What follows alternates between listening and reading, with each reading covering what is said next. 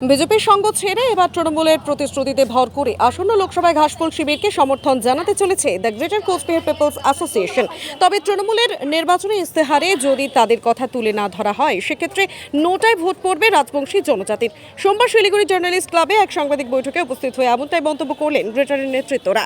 19-এর লোকসভা নির্বাচনে বিজেপির সঙ্গে ছিল the greater Cooch Behar people's association. তবে প্রতিশ্রুতি পূরণ না করার অভিযোগ তুলে এবার তৃণমূল কংগ্রেসের সঙ্গে হাত মেলাতে চলেছে সংগঠন। সদস্যদের কথায় রাজ্যের তরফে প্রতিশ্রুতি মিলেছে 12 তারিখ স্পষ্ট হবে নির্বাচনী ইস্তেহারে। তবে যদি তৃণমূলের তরফেও প্রতারণা হয় সেক্ষেত্রে নোটায় ভরসা রাখবে রাজবংশী সম্প্রদায়। আমাদের প্রেসিডেন্ট সাহেব তো বলেই দিলেন যে দীর্ঘদিন ধরে যে কেন্দ্র সরকার যে বঞ্চনা অর্থাৎ বিভিন্ন লোভ টোপ দিয়ে আমাদের রেখে দিয়েছে।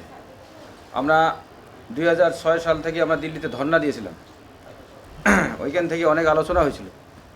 তারপরে অনেক আমাদের কাছে করসপন্ডেন্স লেটার আছে, যাবতীয় ওরা মানে পদক্ষেপ নেবে। ইদানিং আমাদের যে বর্তমান পরিস্থিতিতে আমাদের যে অনন্ত মহারাজ তাকেও পলিসি করে কী করলো, মেম্বার বানিয়ে পার্লামেন্টের মেম্বার বানিয়ে কী করলো, ওকে প্যারালাইজ করে দিল, যাতে দাবি দাবা আর ওড়াইতে না পারে আর যাতে আন্দোলন করতে না পারে। তারপরে কী করলো, আমাদের যে মানে বীর যোদ্ধা, আমাদের জাতির বীর যোদ্ধা জীবন সিং, ওনাকে কী করলো, শান্তির বার্তা দিয়ে যে আপনাদের দাবি দাবা পূরণ করবো, আপনি সারেন্ডার করুন, আপনাদের দাবি দাবা পূরণ করবো। আদৌ কিছু করলো না, তাকে শান্তির বার্তা দিয়ে বারবার দিল্লিতে নিয়ে যাওয়া হলো। কী করলো, আজই পর্যন্ত ওনাকেও এইভাবে নজরবন্দি করে রেখে দিল।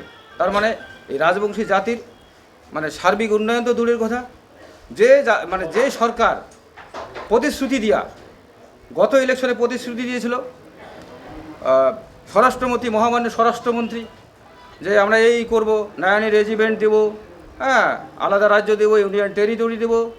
তারপরে কী করলো, একটা আপনাদের চিলারায়ের মূর্তি বানাবো, পঞ্চাননের মূর্তি বানাবো, এত 700 কোটি টাকা খরচ করে অমুক সমুক, হ্যাঁ বাস্তবে আমরা একটাও দেখতে পাচ্ছি না। তার মানে এগুলো কি, এই জাতির প্রতি ছলনা। যার কারণে আমরা বাধ্য হয়ে ওনার উপযুক্ত জবাব দেওয়ার জন্য দিদি আমাদের বার্তা পাঠিয়েছে যে আপনারা যদি আমাদের সঙ্গে কাজ করেন তাহলে আমি আপনাদের এই দাবি পূরণ করব। হ্যাঁ, সেই দাবিগুলো আমরা 12 তারিখের পর বলবো, যেগুলো আমাদের দিদির সঙ্গে আমরা পেশ করব।